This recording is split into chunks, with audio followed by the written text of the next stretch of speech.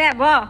เจ็บ แซ่บบ่แต่ละคนเนี่ยฮะ แค่ แซ่บดิลูกสบายดีเด้อแต่ละคนเด้อ สบายดีป้าลุงสบายดีป้าลุง ลูกบ้าน สบายดีป้าสบายดีป้าลุง โอเค แม่จ้าจังยังอ่ะ เดี๋ยววันก็จะสวัสดีเด้อ โดย ภาษากลุ่มเด้อ จักและจักจิกุ้มบ่กุ้มเด้อจักจิกุ้มยันประสาทแล้วสิกินก้อยคือกันวัดโอ้หลายคนนี่กินหยังกระแซ่บ ก่อนสิบดแม่ก่อน มีแต่ผู้เก่งๆกัน นี่น่ะมันหมดจ้ะ อืม นี่หมดนี่นะ โดยสีฟ้านี่คือกันเลยนี่กินออกกินนะ แม่ชิอันนี้เด้ สีฟ้าคือกันอืมบ่วงอ่ะสีขาวกินออกคอยกินเด้อเด้อ แม่อันนี้เด้ กินพวมน้องเจนท่านน่ะตื่นนี่น้ำสิป่วนยุบเจ้าจีญาติชุบเจ้าแม่นอย่างเนาะ แม่ตัวนี้เด้ สีฟ้าลูก กันนี่ตัวนี้เด้ สีฟ้าคือกัน ตัวนี้เด้น่ะ ฟ้าคือกัน ตัวนี้น่ะ ฟ้าคือกันกินน้ำกินกับสีฟ้าคือกันลูกโอเคกินลูกกิน เฮ้ยดูหาให้สิบดก่อนกันนะตอนหยาบเลยเว้ย คอยลูกเด้อยันคาคอเด้อ กัดเอาลูกละกัดเอา หลายคนนี่กินหยังก็แซ่บ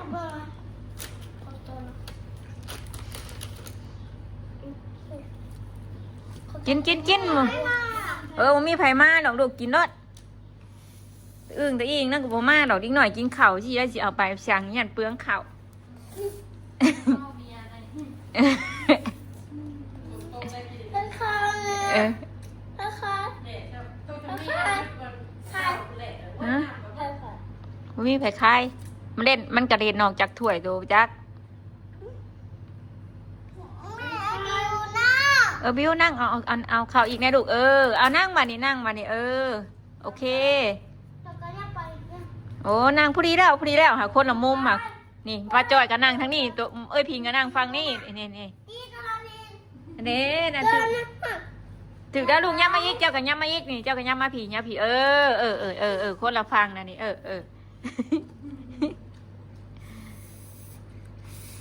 กินป้ามีแต่ผู้กินเก่งๆอ่ะนี่ ไม่เจอยังเต้า เมาแล้วนะ เป็นเบื่อนี่เหรอ เจ้าคือบ่นั่งน้องคือเจ้าบ่ถึงติโด เจ้าบุญเชิง บ่ถึงบิวความสูงเท่าไหร่แล้วบิวบัตรอยู่ปะ100ปลายปะบัตร95บัตรทุกชาลามมือนะ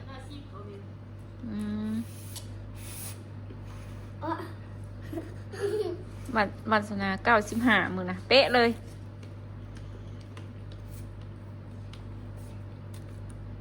มาดินน้ำหมูกินหยังกระแซบอยู่เพื่อนมีแต่เนี่ยปุ้ยนะ เอาเลยหิวใช่ป้าไม่ต้องเลยนะที่ชูเก็บมาลง กินแต่มันโดนกองมานี่เด้อแล้วเขาถิ่มขยะเด้อกินเด้อ กินอาหารตัวนี้ดูนี่เนาะ อืม อาหารญี่ปุ่นเนาะ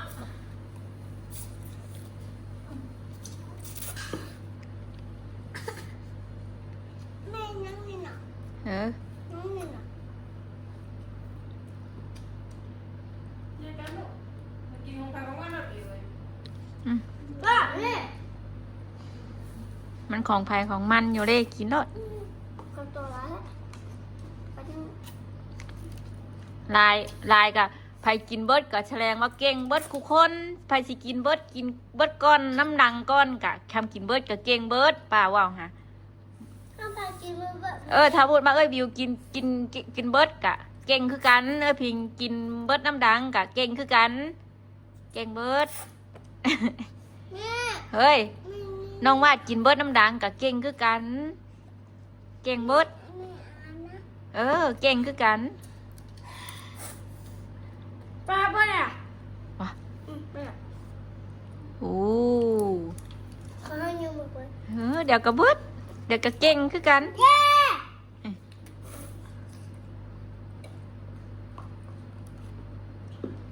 บิวเป็นบิวกับเบิดก่อนเนาะ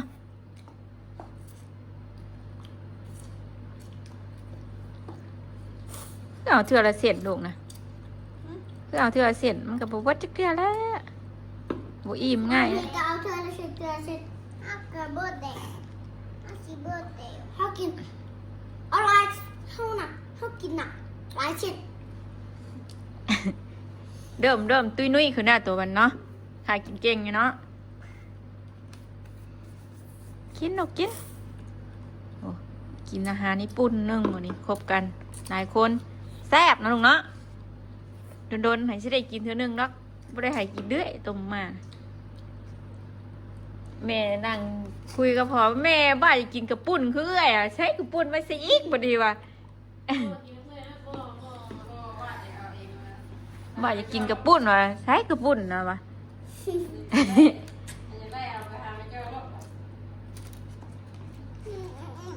ยาหรอเดี๋ยวแม่เสียดให้ดอกมาเลย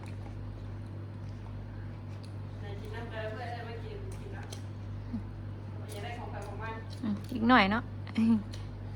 กินเถอะไม่ได้กินจะค่ำเลยเมื่อคืนนี่นะใบชีไปเอากระปุ่นเป้าใส่ชดให้กาแม่เขาย่านตะอึ้ง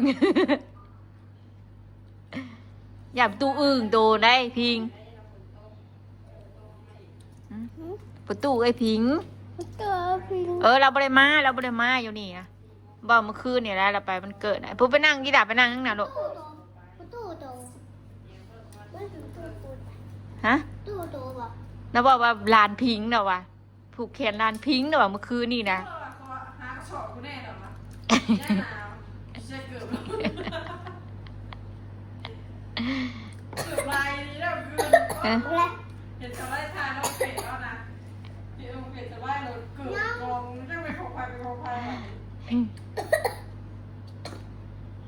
ค่อยๆดูหน่อย คอยดูอย่ากินน้ำลายแม่กินน้ำลายอิ่มก่อนนะ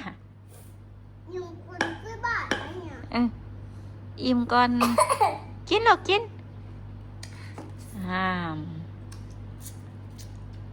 โอ้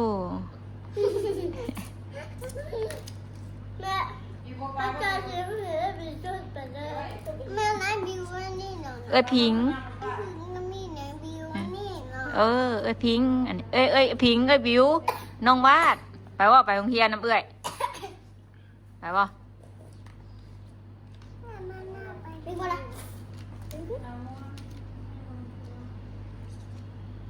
บิวไปว่าถึงน้ำบ่ มื้อนั่นก็ไปชวนน้ำบ่ ไป เห็นแม่บิวถ่ายลงนะเอ้า ไป ไปแต่มื้อนั้นพูก็ว่าเอ้าแม่บิวไปกับไพ่นี่วะคือว่าพอเราก็ยังไม่ได้ลงมานี่วะไปกับป้าพิงบ่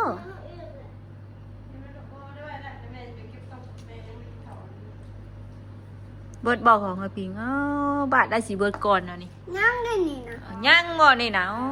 ต้องย่างลายดีอันนี้น้องบาทสิเบิดก่อนนะได้นี่ ป้าจอยบ่เห็นปะ เบิดเลย แม่บ้านจะเบิ่งนะ ให้น้องเมืองเลยนะ เบิ่งอ่ะ เก่งเนาะเนาะ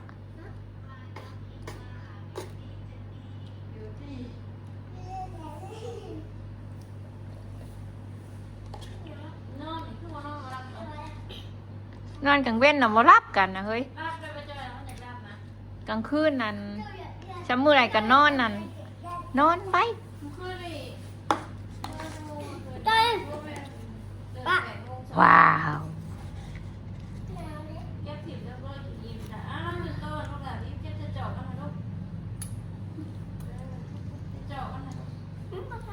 พี่เงยเบิ่งอะไร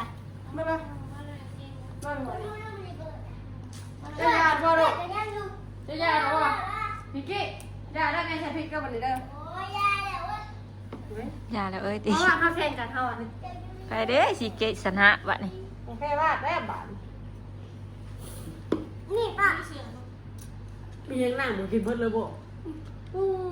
เก่งก็ดีเห็นติ จริงดีนี่ บ้านเอาโต๊ะว่าวาดนั่งเอาบ่เอาบ่โต๊ะนั่งตูดไม้เนี่ยปะ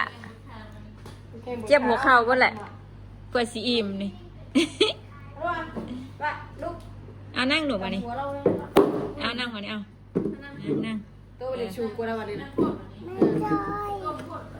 ฮะชูงโพดไป แม่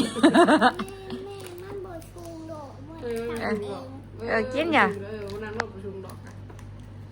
ก้มหัวลงไอ้ว่าวาดประชุมน้ำบ่แต่ว่า ถ้าพอวาดมาก่อนจ้ะ ต้องเล่นน้ำหนัก ใส่ของแซ่บ กล้าไป ไปบ่ ไป ไปช่วยแม่ใบเด้อ ไม่ไหว ไม่ไหว ไป เตรียมชุดว่ายน้ำเด้อเดี๋ยว เนี่ยเขาเสียไปอ่ะเด็กไม่ให้เราเรียนมันจะไปเขาได้ บ่เฮ็ดมันฮอด นางเจ้าๆดอกเป้าข่าวลูกเขาจนแดงเวันนางแปะแกเก่งจังเลยแซ่บบ่ลูก มันอุ้มกับเบิ้งบ้าน ยังบ่ได้ไปตอนนี้คำผมเจ้าก็อย่าดื่นกว่า เตรียมโซเรียนสิเล่นอ่ะสวยอ่ะโอ้โห มาได้ยินเสียงรถวาดงอกปุ๊บปุ๊บ แม่นดีๆแหละ เป็นเหรอ เออ เออไว้รู้ไหมมาเอาเบียร์เพิ่มนะ แม่น พี่มาเรียนฉันหน้าไป นางน้องนางน้องไก่ป้านะนางน้องไก่ป้าแล้วนางน้องรถ มีคนมาบ่บิว ไปเจอเห็นอยู่ เห็นบ่ แม่นอืม จอดเราเลย มาแต่ ก เอ ดแล้ว เฮ้ย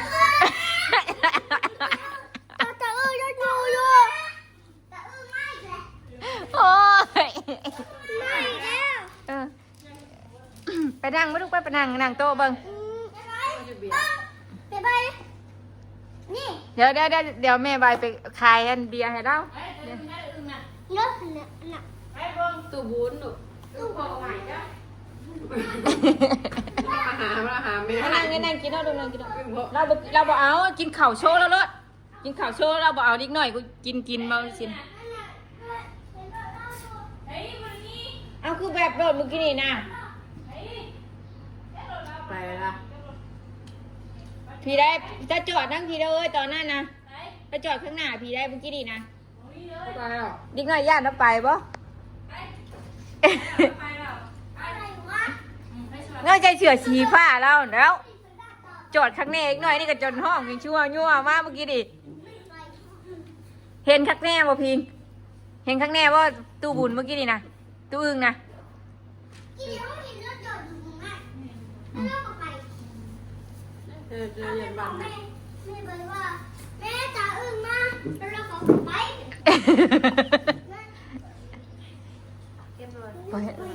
มาพี่ลูกว่าพี่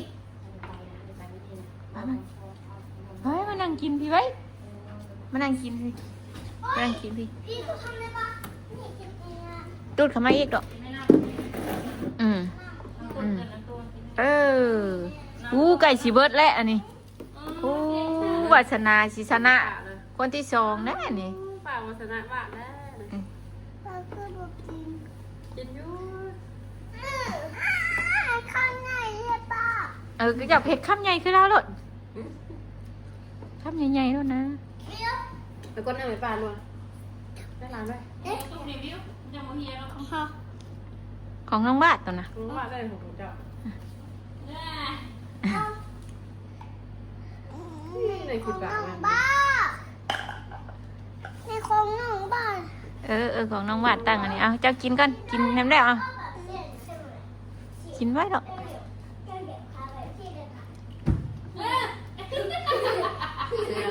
ก็เชื่อมือเลยเอาไปเก็บขาสิหัว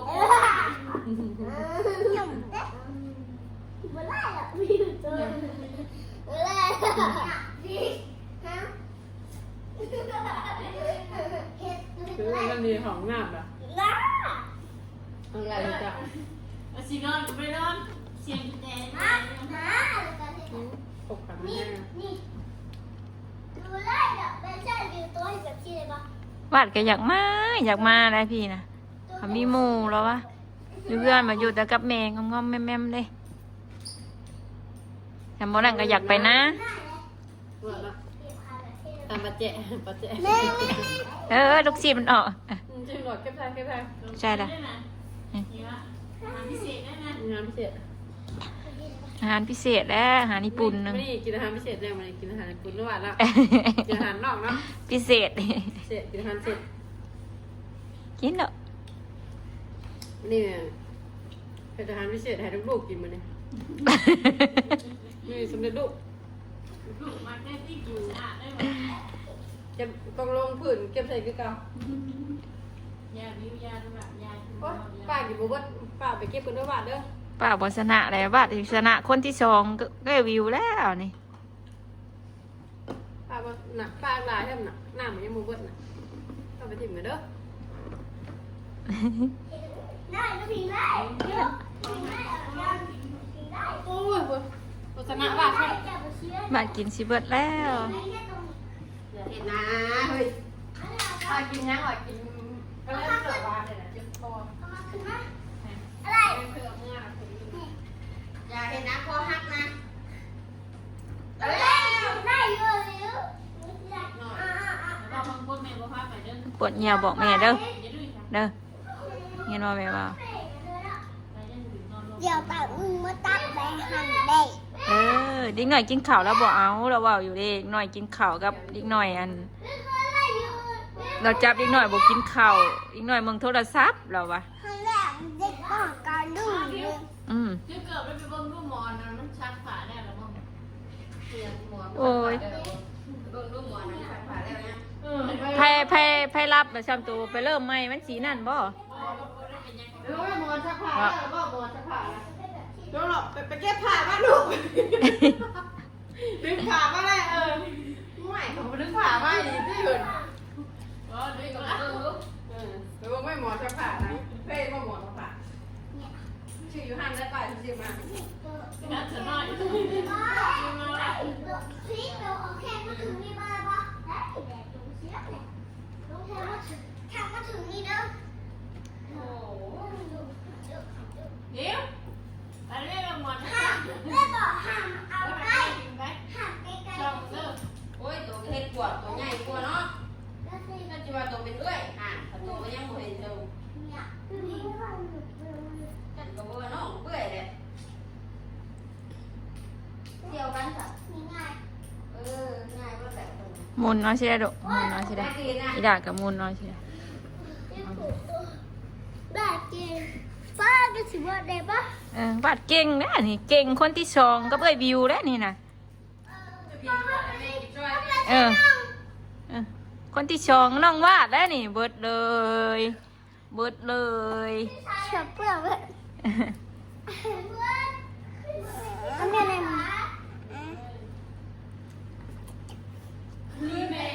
คือเรียนก็โตโค้งเค้กดึงมันพุ่งเค้กอย่างนี้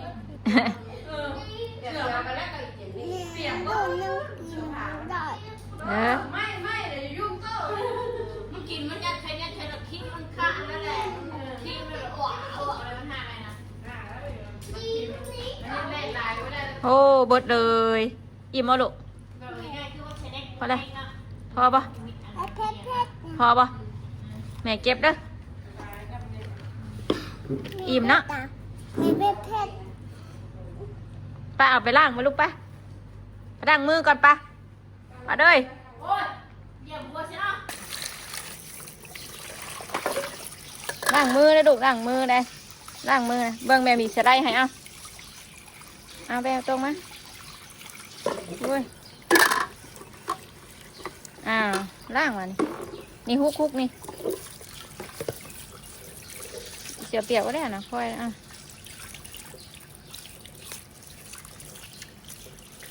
เบิ่งมาล้างก่อนใช่แม่นี่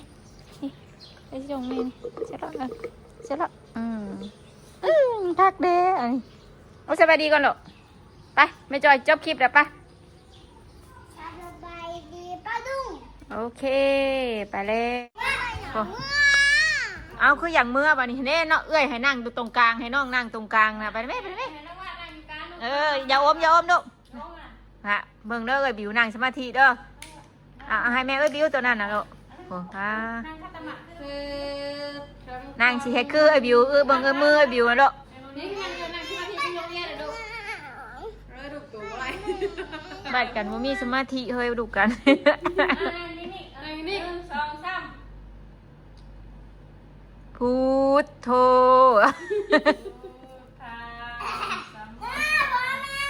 หันใจเข้าหันใจออก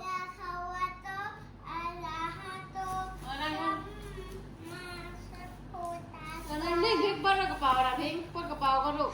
อันนี้เฮ็ดลูกเฮ็ดคือโรงเรียนเลยไปเฮ็ดบังโยบัดเฮ็ดบังโยเฮ็ดคือไอ้บิวเอาเนี่ย ต้องอยู่วัดเขาเลยมีรุ่นมือเขาแบบนี้นะปีมือขา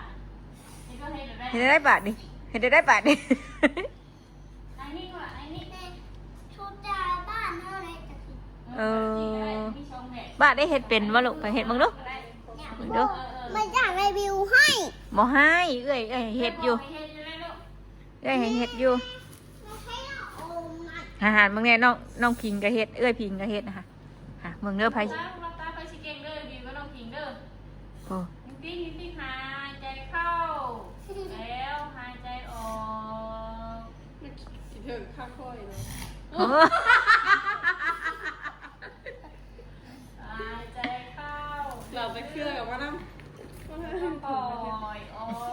ก เอ้ยว่าจะว่า ไม่ไปนั่งตรงกลางนะนั่งกลางไว้ ต้องเย็นสอนนั่งเท่าที่เลย เฮ้ยลูกไปไปเบิ่งหมู่เห็ดนะเฮ้ย